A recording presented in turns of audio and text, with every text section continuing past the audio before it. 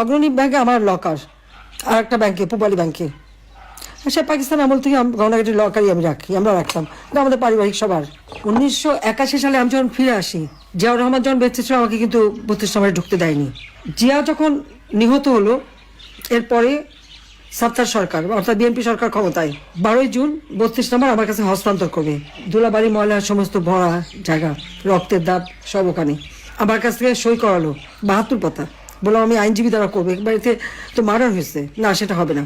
তারপরে প্রচার, কত শতভরি সোনা দানা পাওয়া গেছে, এই পাওয়া গেছে, হ্যাঁ পাওয়া তো যাবে, আমরা তো ভেসে আসা পরিবার না। আজকে আবার অগ্রণী ব্যাংকে তালা ভেঙেছে, কেন তালা ভাঙলো? চাবি তো আমার কাছে, আমি তো এখনো জীবিত আছি। আমি যেখানে এখনো জীবিত আছি আর মামলায় কেবল একটা রায় দিয়েছে, রায়ের সব ধাপ তো শেষ হয়নি, তার আগে কেন হাত দেবে? এটা তো ডক্টর মোহাম্মদ ইউনূসের ব্যাংক ডাকাতি, সে লোক দিয়ে ব্যাংক ডাকাতি করছে, সেখান থেকে সব সোনা দানা বের করে এত ভরি, আমরা হ্যাঁ ভরি তো থাকবেই।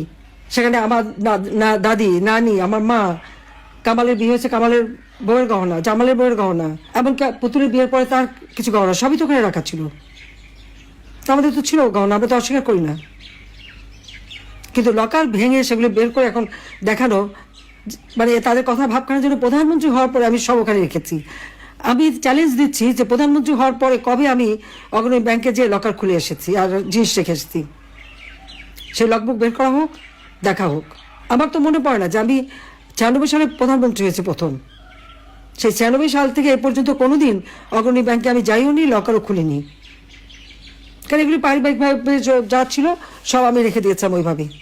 আমার 2টা লকার ওখানে রাখা আছে, সেখানে যে জিনিসগুলি এই যারা আমার বাবাকে হত্যার পর এই বাড়ির সমস্ত জিনিস তারা একটা ইনভেন্টরি লিস্ট তৈরি করে, ওই লিস্টে যেগুলি তারা ভ্যালুয়েবল জিনিস মনে করেছে সেগুলি সব সিল করে বাক্স আমাকে দিয়ে দিয়েছিল।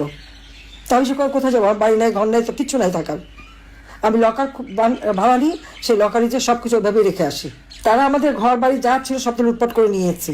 32 নম্বর বাড়িতে আমরা জনগণকে দান করে দিয়েছিলাম, সেটা প্রথমে আগুন দিল, তারপরে লুট করে ভাঙলো বুলডোটা দিয়ে। অজয় সাহেবের একটা বাসা সুদা সদন, সেটাও লুট করলো, সেখানে আমাদের হ্যাঁ সেখানে আমার অনেক গহনাগাটি ছিল, আমাদের সবারই ছিল, সেগুলো লুটপাট, কাগজপত্র যা কিছু ছিল সব শেষ।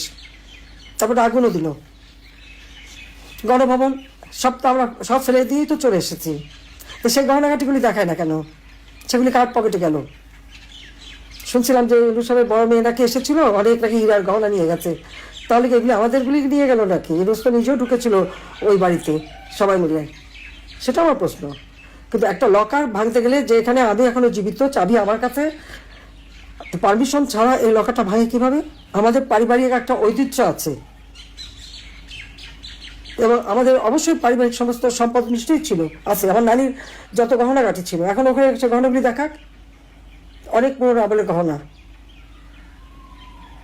এখন শুরু করছে যে ওখান থেকে নাকি সব নাকি ওখানে রেখে আসছি, সেখানে আমি সব দেশবাসীকে আপনাদের মাঝেই বলতে চাই যে লাস্ট কবে গেছি আমি লকার খুলেছি আর কবে কি রেখেছি, ব্যাংকে কিন্তু ওগুলো হিসাব থাকে, সেটা দেখে যেন কথা বলে।